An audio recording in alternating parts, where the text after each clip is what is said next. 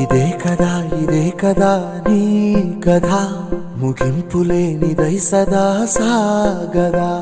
ఇదే కదా నీ కథ ముగింపులేనిదై సదా సాగదా.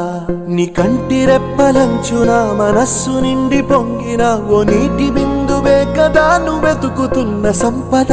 ఒక్కొక్క జ్ఞాపకానికి 100 ఏళ్ల ఆయువుందిగా, ఇంకెన్ని ముందు వేచనో అవన్నీ వెతుకుతూ పదా.